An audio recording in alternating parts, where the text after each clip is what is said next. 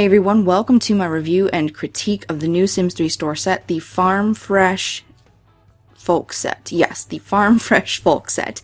It was released yesterday, which was the 5th of September, on the Sims 3 store for 1,200 Sim points, or $12 US, and that being a set of 20 total items, that breaks down to 60 cents per item. Then you have, in a week, well, it'll end up being 6 days from now, but the sales last roughly a week now. And that, once that's over, it's going to be 1,400 Sim points, or $14 US, and that makes it 70 cents per item. So that's something to keep in mind, because there are not that many items in the sets, like not as many as we're used to, which ends up making the cost per item that much more. But the premium content in this, I know I'm excited about. Let's jump right in and take a look at the clothing. Now, I'm actually using the Donald family because they already lived on a farm type lot, but it's not really appropriate for the time, but it's fine. I just figured I would use them. So if you don't know Ruby, she's from my Runaway Teen series. Alright. So this first outfit she's wearing is an everyday piece. Sorry, I have terrible hiccups.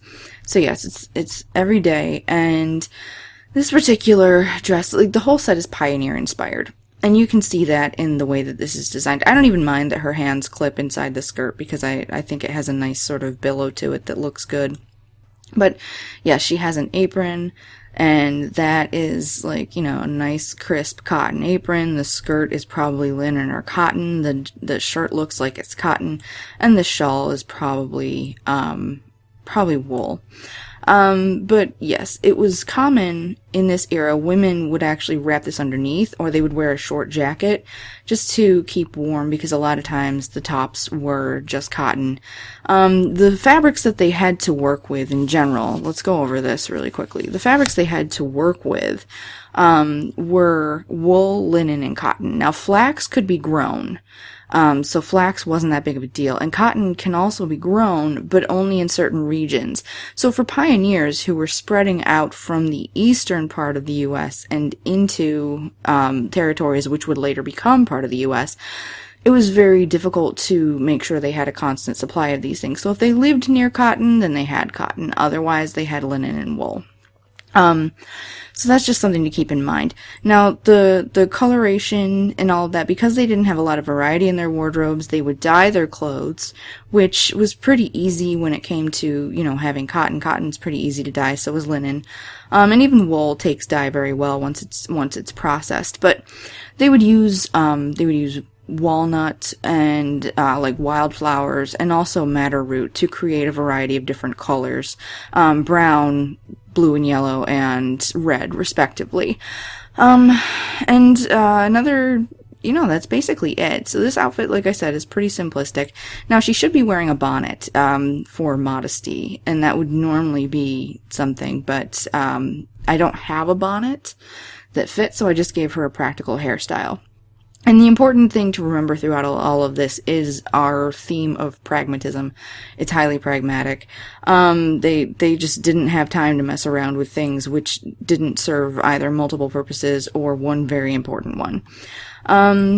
So that's that. I think this top has a nice architecture. I think it's very well done. Alright. And what's nice is you don't even have to worry about what shoes they're wearing, because you can't see their feet. So I had forgotten, before I stopped with Ruby, that the other female dress for non-children was for elders. So basically it's the same dress that Ruby was just wearing, but with a flower pattern on the skirt, as opposed to the, I want to say, it's not really a paisley, I can't remember the name for that, but yes, as opposed to what was there. So, something to keep in mind. So let's move on. Alright, so here we have Loosey Goosey, also from my Runaway Teen LP. All these people are from Runaway Teen, except there's been a change that you'll see in a minute. Alright, so basically she would have her hair tied because it's practical. That's the name of the game. She's got some nice little brown strap shoes. They're a little fancier than a girl would have had, but I don't really have anything appropriate, so I wanted to go with that. I think the skirt lies nicely. I think even though it's a little blousy, it still fits well and definitely is youthful, but is, it's not too childish. I like the little banding at the elbows. It's to keep it, they would do this to, well, first of all, it was easier to, basically to preserve extra fabric by, this would be sewn on later as parts of, like scraps that came from other places. They were very, very economical about everything. And she's got some nice little ribbons. These things were luxuries, but a lot of times pioneers would just bring little special things, but very, very, very small things and, in small amounts because they, time was of the essence. And this should actually load up pretty quickly for the second outfit. Now, this is the first time that I remember a set, but there probably have been some before. But this is the first time. Oh, actually, no, this is the dress that wasn't. It's not for elders, it was for girls. Ignore me. Well, hopefully not for the entire review, but you know what I mean. Yeah, so this is a dress just like the mother's dress. She also has a shawl, but this is, seeing it's a little bolero jacket, but it's knitted.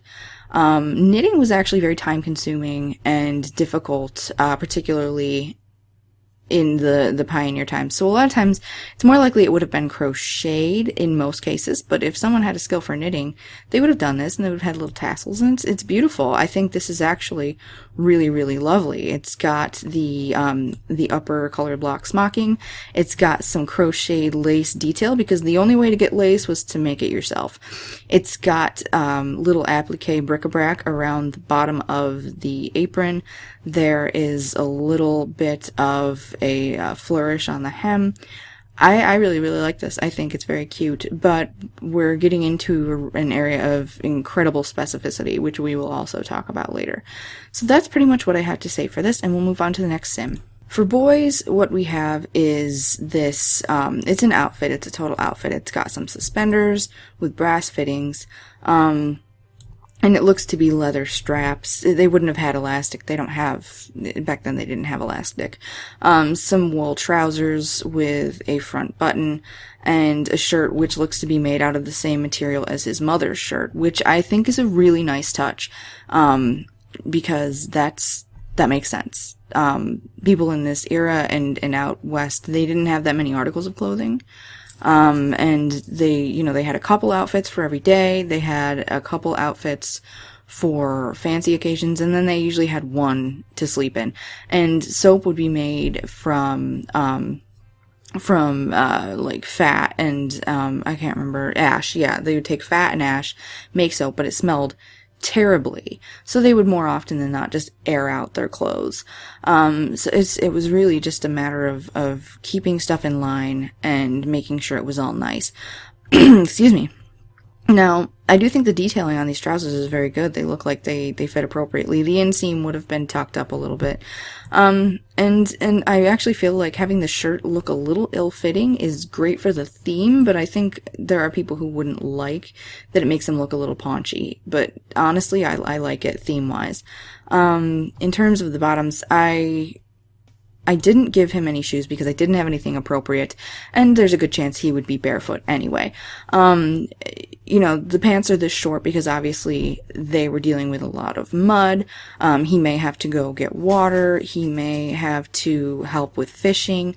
It was just really more practical in the warmer months of the year to have it be like that. And, it's possible that he would even just wear wool socks after it started to get a little colder until he started wearing his longer pants. So that's something, that's something I think is a nice touch. So here is what our friend Noel is wearing, and I think it's pretty accurate in like lots of the details. He had these the pants were high-waisted, the fittings on the front were close to the body. They're done in very simple stitching, and they kind of look like 70s leisure suit pants, which I'm not totally in love with, but I think that this outfit like for the theme, would work very well. The shirt is blousy, and the buttons are brass. Up here, it has this type of button, which I think gives it a lot of visual interest because it's just basically a toggle. It doesn't have anything else, you know, involved. And I hate to point this out, but it looks like he's got a little bit of a moose knuckle here, which again sort of fits into the whole thing about the pants not fitting completely perfectly. But I would definitely say that it could also just have to do with his frame and all of that. So, yeah, one I wanted to talk about really quickly. I didn't have appropriate shoes, so I used the university ones, but these are leather. Now, if he were to have leather shoes, they would have to have come from the East with him, because people, you might notice there isn't any leather in this set other than that little set of suspenders, which the boy probably would have brought with him as well. Because out west, they didn't have the technology. Well, they knew how to do it, but they didn't have what they needed to treat and cure leather. So what would happen, honestly, is that they would make clothes out of leather, and then the clothes would just rot right off their backs. So that's why they stuck to the whole wool, linen, or cotton thing. Alright, let's go and actually take a look at the items. Now, I'm going to take a guess that what you're all excited to see is, bouncing camera, is in fact, I'm going to lower this down so that we don't, no, that's too far. Yes, so the corral. This is the Milkin' It Dairy Corral. And these two cows don't actually come out, and it comes in a few different colors.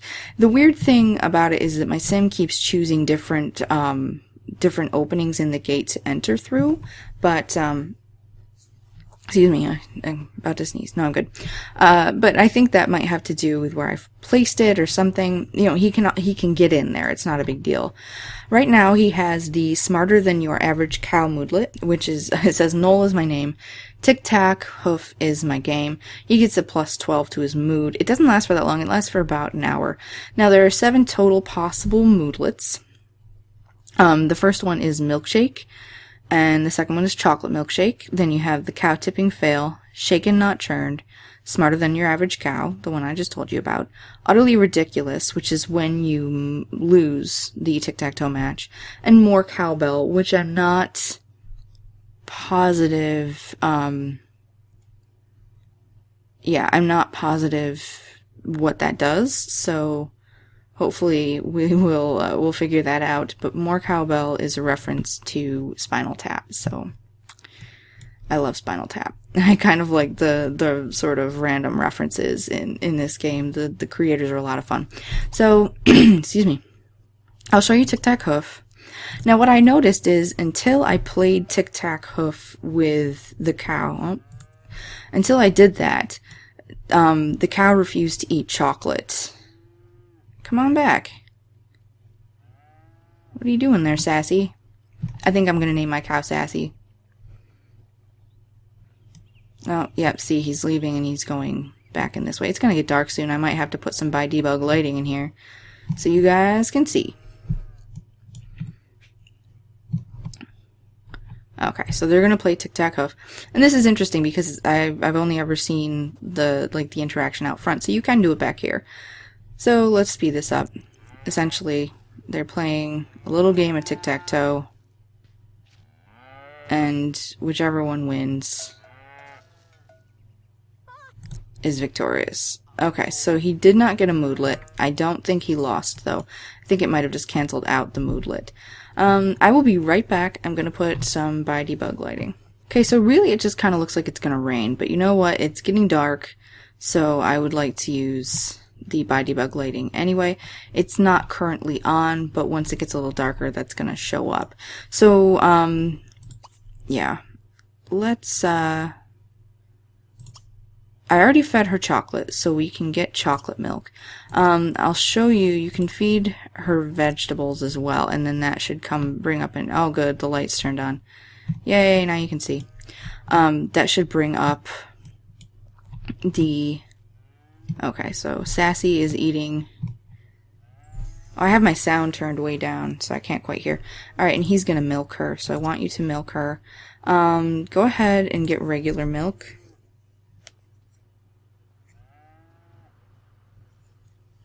I love cows. Now I'm excited to use this with the chickens, and I'm really thinking about at some point doing a series that's like a self-reliant sort of subsistence farming challenge. Alright, so he's gonna drink that. He's got some milk. Drink your milk. You can give it to someone if you really want to. I don't know, it's a little weird just to go out, milk the cow, and then go to someone and say, oh hi, here's some milk. Alright, he's gonna walk all the way inside to drink it.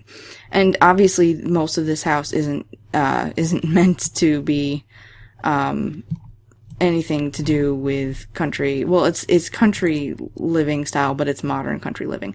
We'll take a look at the section of the house I decorated with the decor items from this set. Okay. He's stuffed. Poor guy. Alright, what are the moodlets? He's supposed to get one. Okay, he didn't, but it's food. Alright. Now, you saw the options were you can get soy milk. Oh, 15 minutes. You can do it every 15 minutes? That's awesome. And then what you can also do is make cheese. Now, I haven't tried that, but it'll be pretty cool. And yes, you can also get, like I said, chocolate, soy, and regular milk. I'm going to tell you something right now, and you're probably all going to think I'm like a conspiracy theorist or something. I'm not. Soy is really bad for you. The agricultural conglomerate doesn't want you to know this, but soy is terrible for you, so FYI. Just letting you know. Alright, come on out. Tip the cow. Look at her, she's going back in, she's like, ah, screw that, I'm not getting tipped. Come on, sassy. It really sort of baffles me why he doesn't go out the back, but, you know, whatevs. Oh, and here's another thing. I actually really like that they have these little touches. The whole soy milk thing. That's not the creator's fault. They may not know that soy's terrible for you. I sound like such a conspiracy theorist. Oh, whoops. Okay, so he got this. It's -12 mood. 1,000 pounds of cow is as big as it sounds, and that's exactly what I was going to talk about. I'm going to try to tip it again because that's how you get milkshakes. What I was basically talking about was that cow tipping isn't a real thing. Cows are huge masses of muscle. They're, yeah. It's not, it's scientifically impossible to tip a cow. Unless you're dealing with like a very, very sickly old cow, and even then, it's iffy. Okay, so he got a milkshake. And he's wet. Okay. So, let's drink the chocolate milkshake and get a moodlet, and then you're gonna be, like, full. Where's this? Shaken, not churned. Hello. Let me pause this. I don't always drink milk, but when I do, I prefer milkshakes, which is pretty funny. Apparently, he is the most interesting man in the world. Hear that, Noel? Alright, so while he is enjoying his frothy beverage, we'll check on him in a minute. Right now, we're going to take a look over at the furniture. I have the walls up because this room is literally so large that I can leave the walls up and still see everything. Okay. So, like I said, the set comes with 20 items. That's -6 clothing items in the premium content. So, oh wow, math. 6, 7, yeah, 13 items. You have 13 items that are actually from the set. And those are this, and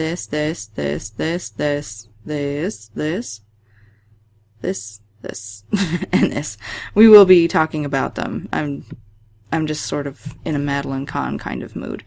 Alright, the first thing we're going to talk about, which I think is really interesting, and I could be wrong about this, but this painting is called George and Harriet.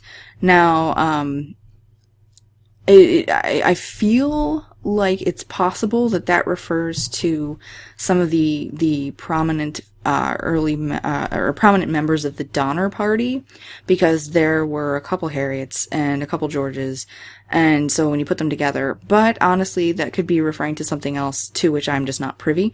But due to the pioneer theme, I kind of think it might have to do with the Donner Party. And if you're not familiar with the Donner Party, it's a group of 81 pioneers. They left in 1846, and during that year they ended up trapped in the Sierra Nevada, which is a desert, and up further, it's also like a tundra sort of.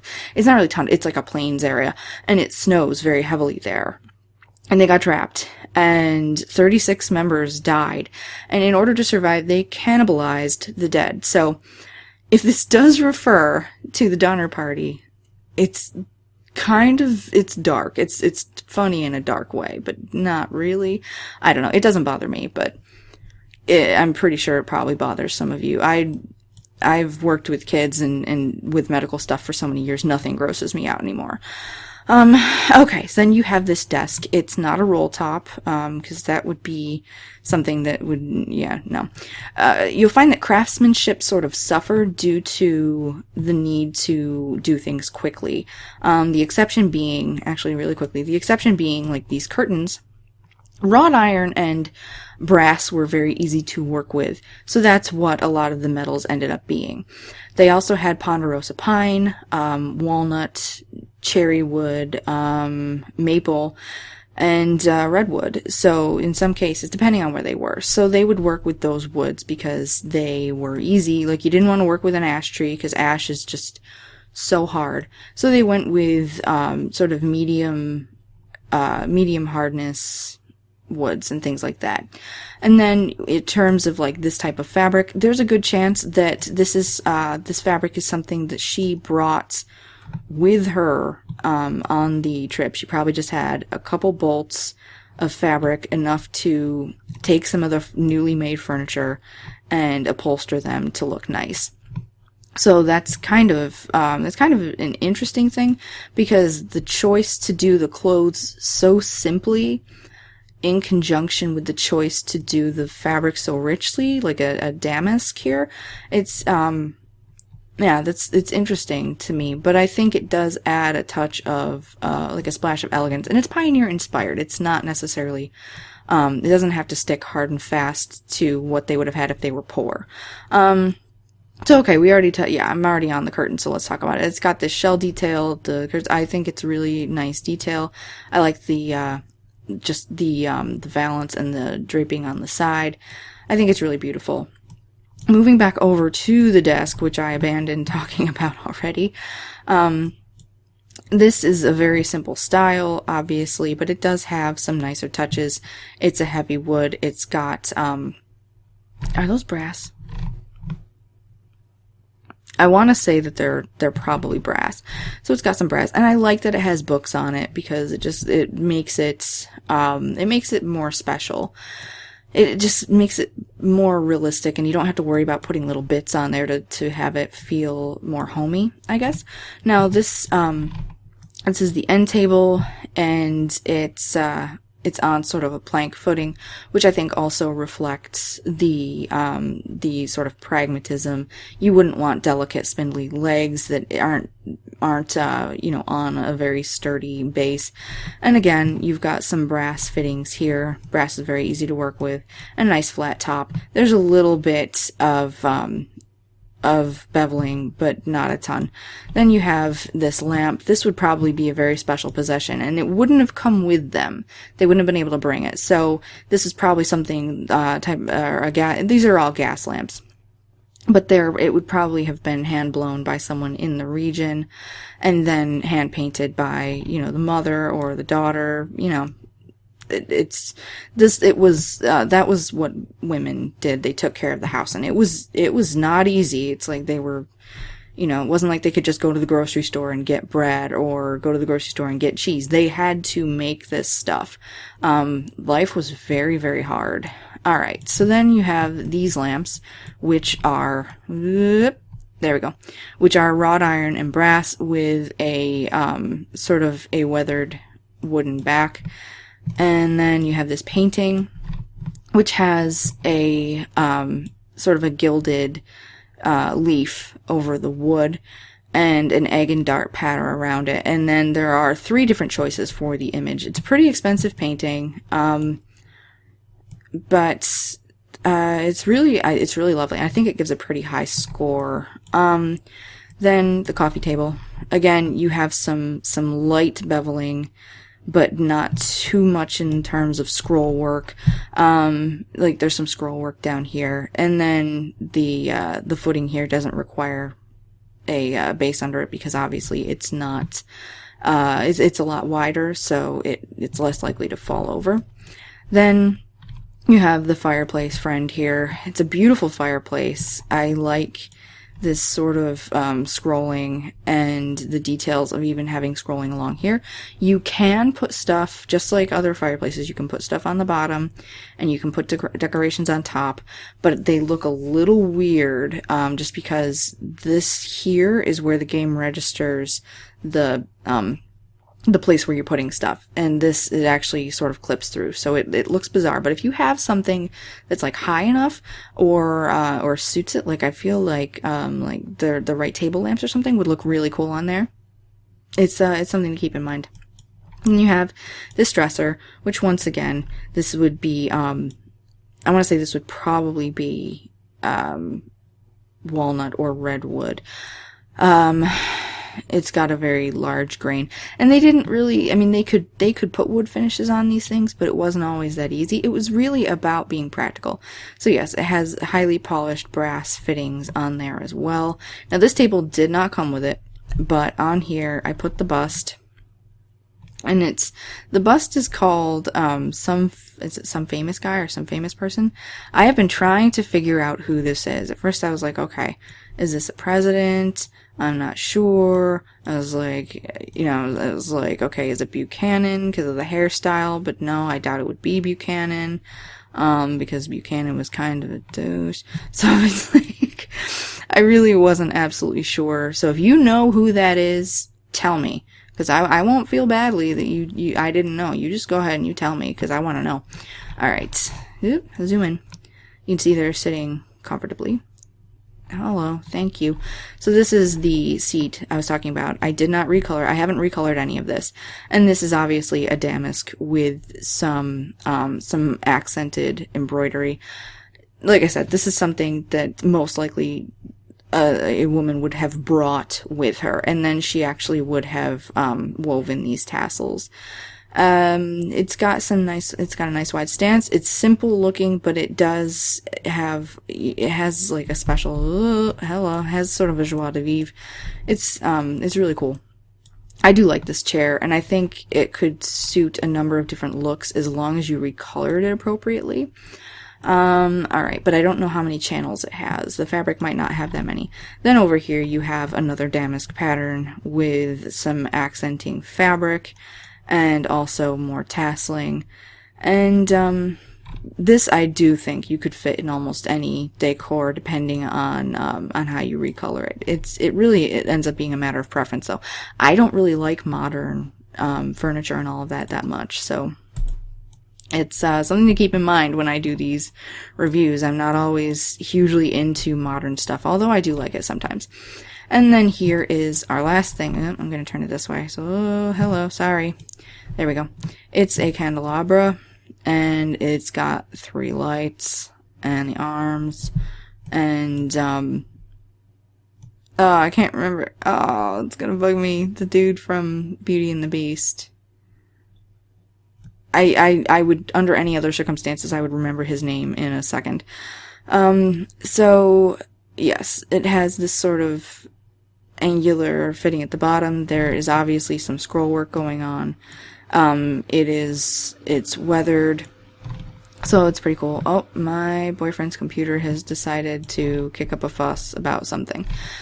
And I think that is it. Now, if you're actually interested in hearing a little bit about why Pioneer life was like getting to the West was pretty difficult, stick around for a second. If not, then thank you for watching. But I pretty much wanted to talk about how, on the one hand, like, pioneers were badass. Like, at that point, the colonists and all that, it had been living comfortably for a while. They got to a place where even in, like, your more agrarian communities and things like that, they was a little bit nicer. But these people were coming out into territories which, first of all, weren't all even controlled by the U.S., although by the time they got out there, mostly it was. But basically, sorry, I'm shifting in my chair. Basically, they were trying to complete this whole Manifest Destiny thing where they, like, Americans wanted America to stretch from the East Coast to the West Coast. So they wanted to do that. But in the middle of the nation, and it's not that way as much anymore because that's our breadbasket now, where we have all these farms and things like that. In the middle of what is currently the United States, there was a huge plain of grass. When they talk about, like, prairie and the plains and all that, I'm serious, it was bananas. In fact, when you had the two Spanish explorers, Coronado and De Soto, Coronado came up through Mexico, and De Soto came from Florida, and they both had groups of men with them. And of course, they ran into trouble with all kinds of things, like they were jerks to indigenous people and things like that. That all went wrong. But they both almost ran into each other in the middle of America, but they had to stop when they hit the grasslands. They didn't even know that the other was there. They had to stop when they hit the grasslands because people who weren't familiar with the region, like, there were Native Americans living in that region, and they were fine. They had horses, they knew where they were going, they understood the lay of the land. But these explorers, they go through and they get to this huge plain of grass where you can't tell, and, like, there are no mountains on either side. Like, it's all just flat as far as the eye can see. And in a couple instances, there were people who rode off to find game or look for something, and they never came back to these parties because they got lost forever, presumably. I mean, eventually I'm gonna assume they ran into something, but they didn't make it back. So it's pretty difficult. So these pioneers had to make it from the east to the west with very few supplies. I mean, they'd stack up, but you've all played, like, Oregon Trail. It's this, and all of the disease that they would deal with and just unexpected problems. And depending on how they related with, like, natives and things like that, it could either go poorly or generally better. And then during the gold rush, which was between 1848 and 1855, there was just this huge influx of people who were traveling to California. And so that was it kind of helped a little bit, but at the end of the day, it was still nuts. And when they got to where they were, like, when they finally found the place where they were going to settle, the issue being that they ran into problems of scarcity and not having homes, and everybody would get together and have like barn raisings, and they sort of clung together as a community, and then you would have these towns sort of pop up, but they were still, not necessarily, they still didn't necessarily have everything that they needed. So that's why, I mean, a lot of times you'll see these abandoned gold rush ghost towns out in California. Like, there are tons of tourist attractions where you can go see them. Because people came and they got their gold and they left, and the people that were left staying there, it's like, it was still some harsh living for a long time. So that's essentially really all I wanted to say about it. Because it, like, in my opinion, and you guys know this from when I talk about it in the other reviews and critiques, I want this stuff to be in context. This set is just like the Rococo set and all of that. It's so specific. There are definitely some things I can see, like, if you have a house that's sort of supernaturally oriented, these couple paintings would work. Sorry, I feel like got the hiccups. All right. This desk could work most everywhere. The coffee table, obviously. This lamp, if you're doing sort of a grandma's cottage thing. The curtains are a little more specific. If you take all of the separate parts and break them up, then you can use them pretty much anywhere. Putting them together like this, though, if you look, it definitely has a Little House on the Prairie sort of feel, except this is a big house in modern day with, you know, well-appointed stuff like that Tiffany style lamp over there, which shouldn't be here, but like I said, I didn't want to redecorate the entire thing. I have a bad habit of doing that, and then I go crazy. So that's essentially, I think, all I really wanted to say. I think so. So yeah, if you have any questions whatsoever, leave them in the comments. And see, camera issues. And I really appreciate your reviews and coming here and hanging out with me while I babble on about soy conspiracies and, Spanish explorers. So, that being said, I'm gonna say thank you very, very much, and I will see you soon. Bye.